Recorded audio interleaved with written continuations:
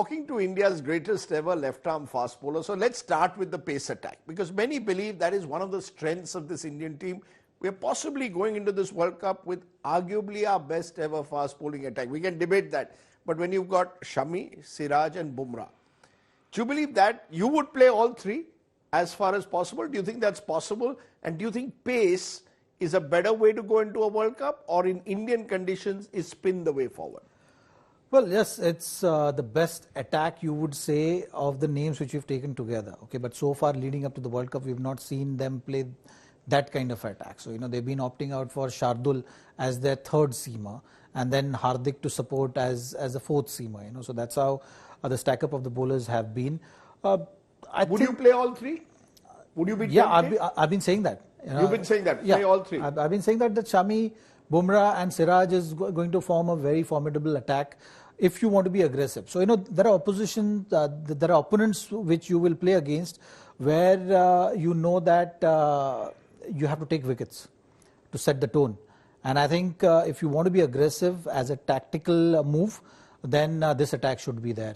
If you're looking at game on the whole, and that's how you planned, and your squad also has been picked according to that, then it's fine. There is no harm in playing the other option.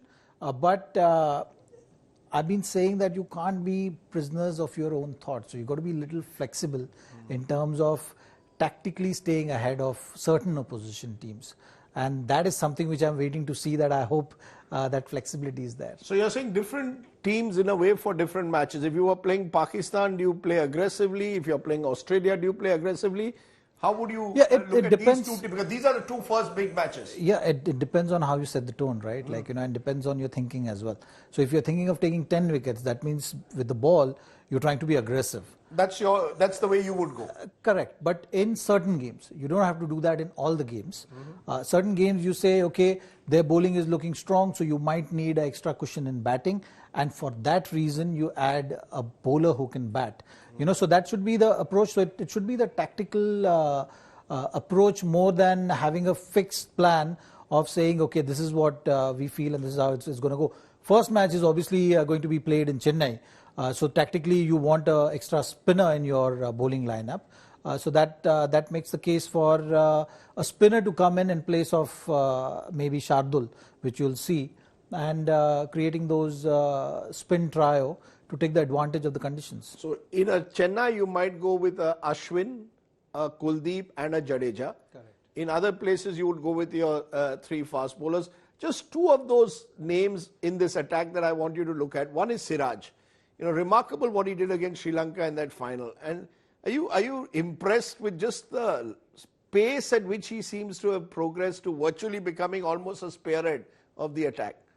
Yeah, also Bumrah has not been around for a while, That's right. So he had the opportunity. Yeah, he has grabbed the opportunity with both the hands, and it's great to see he's been bowling those overs day in day out, and I think today's day and age, when you're looking at the bowlers approaching, they're kind of approaching the game in a very measured manner.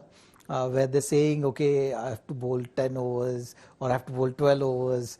But Siraj is someone who's been consistently playing all the formats and not saying no for the captain to throw a ball at him. So that's the great sign.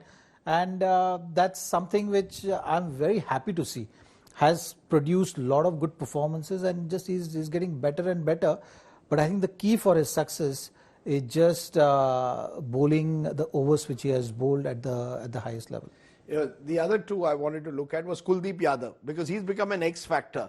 I was at a discussion the other day. Many said he is the best spin bowler with a white ball at the moment. We tend to sort of suddenly rediscover players, but he seems to be bowling a little slower, more accurate, and with a more variety at the same time.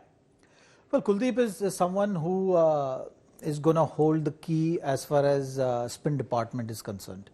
I think the middle phase of the game is so crucial in ODI format.